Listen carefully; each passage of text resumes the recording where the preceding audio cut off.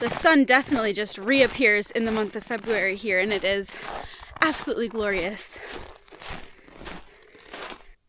We are ready to start preserving some of the things out of our freezers so that we can condense them down. The sunshine means that soon we're going to have to start plugging in these freezers again. So we want to be able to empty enough of them that we can fit everything into one. Probably going to end up being this chest freezer, just because it's the biggest. We can just cram as much in there as possible. I do absolutely love this upright one with all the drawers. It is amazing. I wish I could have like 4 of them. But the very first thing that we are going to start preserving is we are going to do our tomatoes.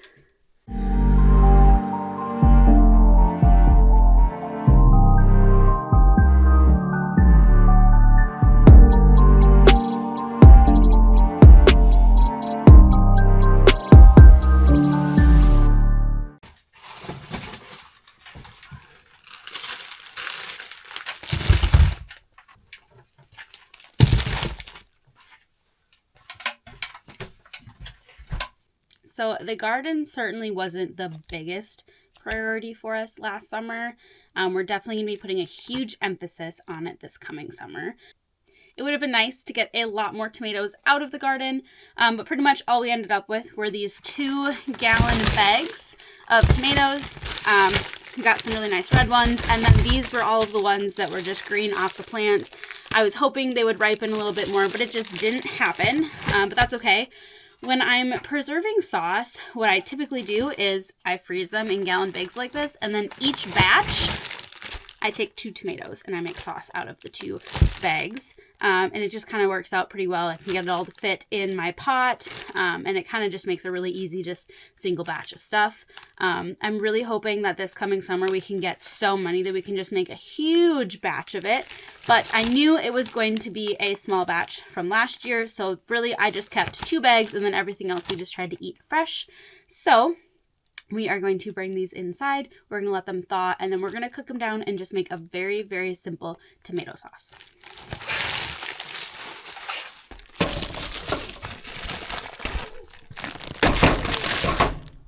So the bags aren't totally thawed out yet. They're still kind of frozen, but they'll melt and thaw out pretty quick in the pan. I'm just going to get going on it. So we are going to do this 1 bag of red and the 1 bag of green, turn it into some sauce, but we're also going to keep the juice, and we're going to can up some tomato juice as well.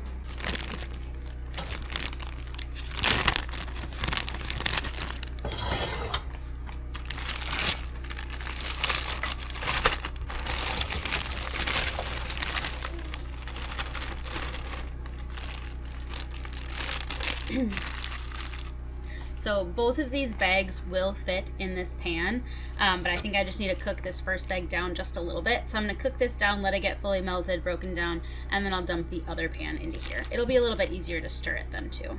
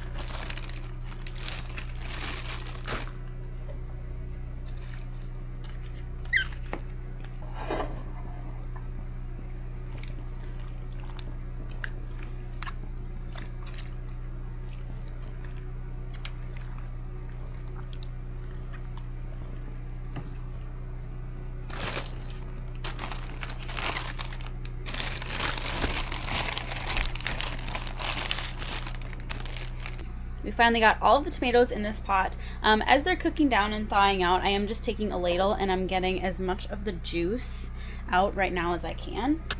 Getting that extra liquid out of there is just going to help these cook down a little bit faster, let them heat up quicker. I don't always do it this way. Sometimes I'll let the tomatoes fully thaw in those gallon bags. And when you do that, as long as there are no holes punctured in that bag, you can just basically drain off the liquid first and then dump the rest of the tomatoes into your pot. And then you don't really have to separate that liquid quite as badly. But I just didn't feel like doing that this time, and that's fine. I've done it this way before and it works out the same in the end. So we are just gonna let this keep cooking down, keep ladling out a bunch of the liquid, and then basically just let it cook down for a while, and then I'm going to use my sieve to get it actually like ground down and get all the skins out, because I do not have the skins taken off of these tomatoes.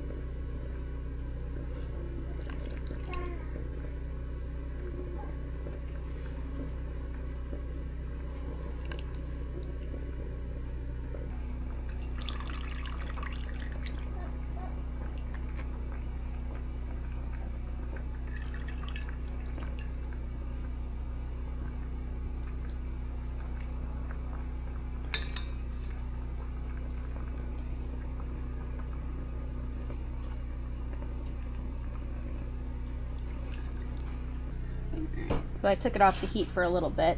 We strained out most of the water. There's just a little bit left in there, but I'm not going to worry about it. This is about how much of the liquid we got out. Having it go through this, I think, helps a lot, because then you're able to get just some of that little extra pulp to put back into the sauce.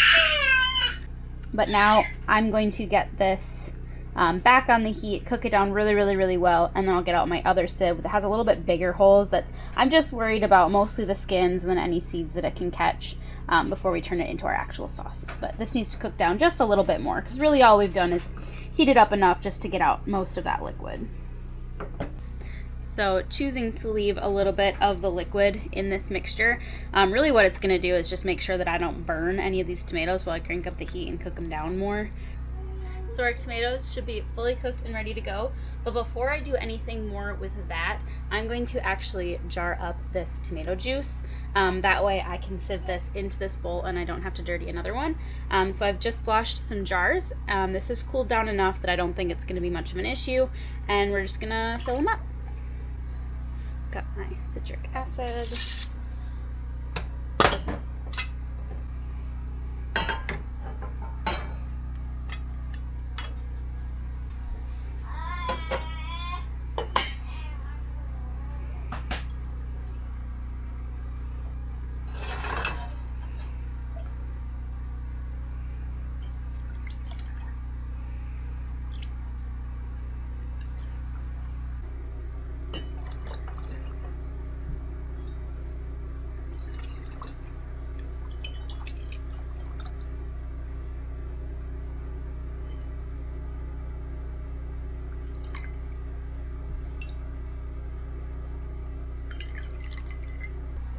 And of course, I did just get my citric acid out, and I still forgot to put it in the jar first. So, second it goes.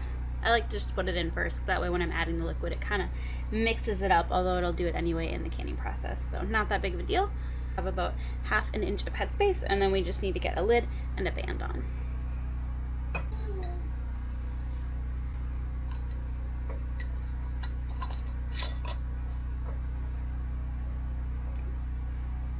There's one.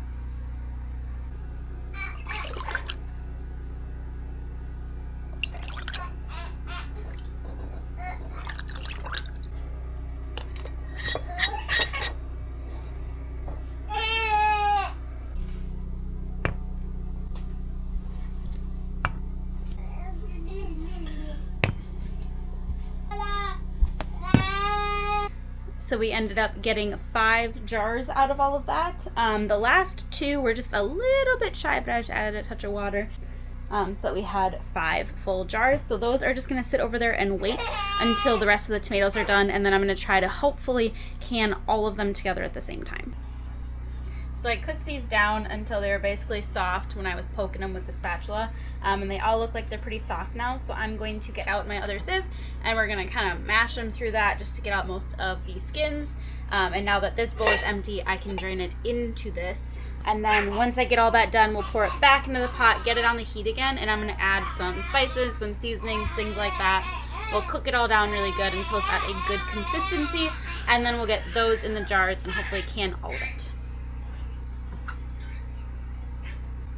So I've got one of these really awesome older style sieves. My mom had one of these. I absolutely loved it.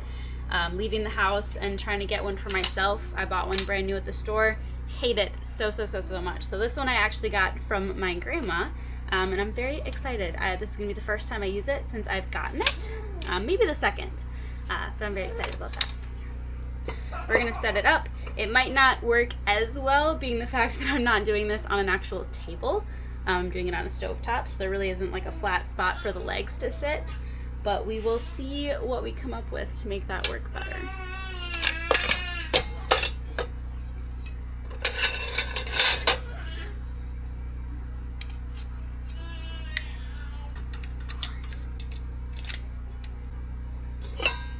I'm also not sure. Nah, this is not the bowl you should be using for it. But my pots and pans are very limited right now. I've been only keeping out a few until we get this house a little bit more put together. We'll make it work. Okay, I think I'm gonna have to try this without the stand just because I'm not on a table, but I also don't have the correct size bowl for this, which is totally fine. It still is gonna work really nice just using this.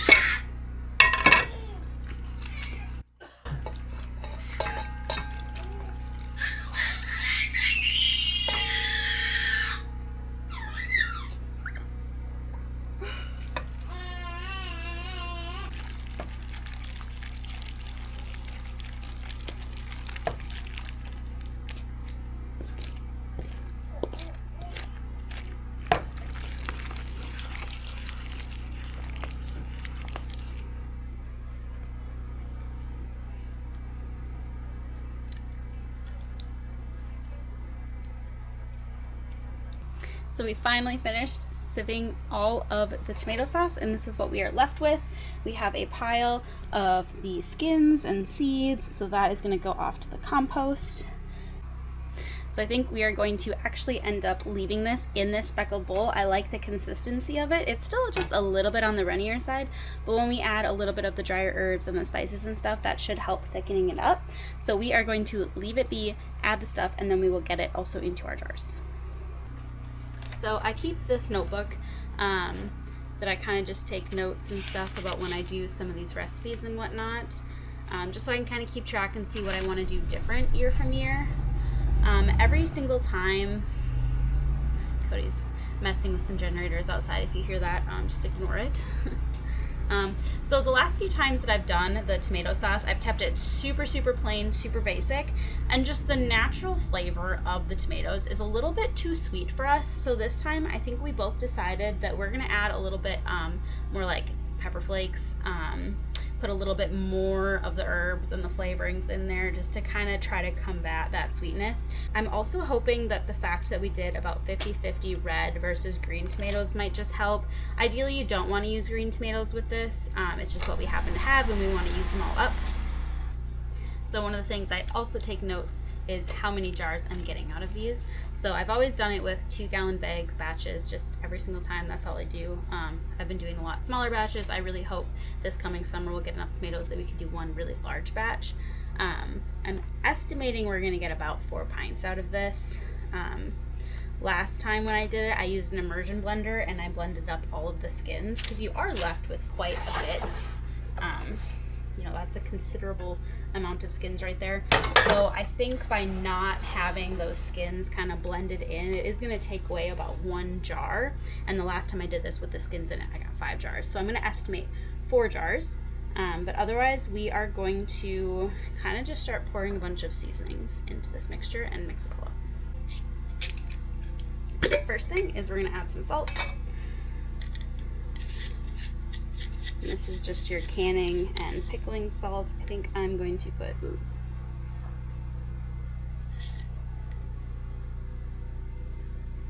I'm going to go with 2 teaspoons. I am completely out of basil, but we are going to put some oregano in there.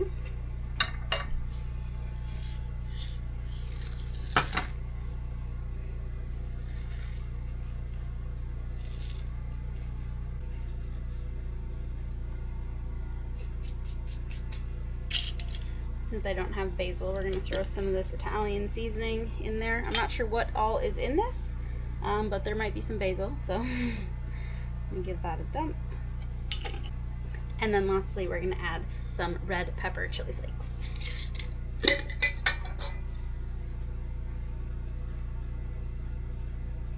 So this is something that, because that other stuff that I've made before, the tomato sauce was way too sweet for us, we would add a good teaspoon of this to every single jar. So I am not going to be afraid about adding this right off the bat. So I am a little bit particular about when I'm using regular mouth and wide mouth jars. So when I do like juices and things that are going to be super easy to clean afterwards, I will definitely use a regular mouth. But when it's things like sauces, or if I'm canning like dry beans, and it's a little bit harder to clean the jars after you are done using the product, I like to use the wide mouths just because then you can actually fit your hand inside of it. So for the juice, we used the regular mouth, but for the sauce, we're going to wash up some wide mouth jars. And then we are doing the exact same thing again. We are going to add some citric acid into every single jar.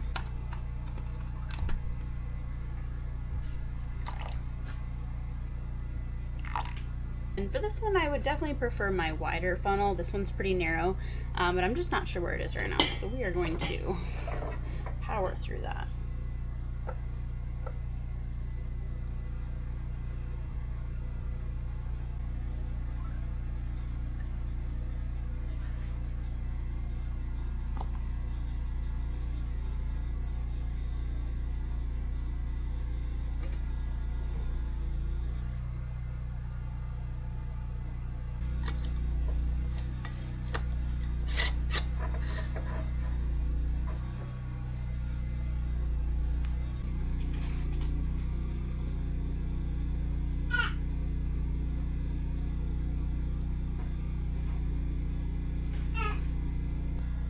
I think we ended up with the perfect amount of sauce, honestly, because that is all that is left in this bowl.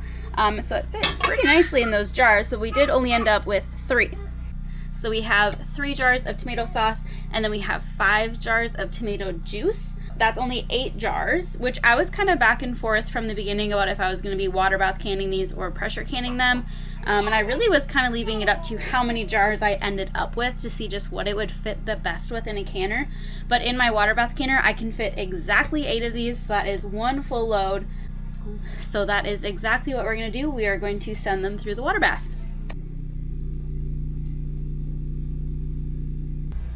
Hey, want to peek inside?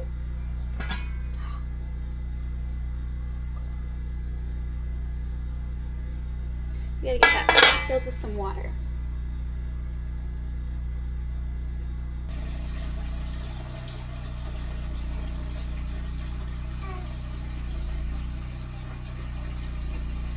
I definitely forgot to hit record on that part, but I've got all of the jars in this canner. We have our full inch of headspace. And basically, I'm just going to heat it up pretty slow. I do still think that it has something to do with being on a gas stove versus an electric stove, that might have been the reason why I cracked a couple jars last time. So I'm just going to heat it up a little bit slower than I normally do, just to try to prevent that from happening. But right now, the water, the jars, everything is kind of just at room temperature. Nothing's really too hot anymore. So we're just going to kind of take our time heating it up and then get this canning.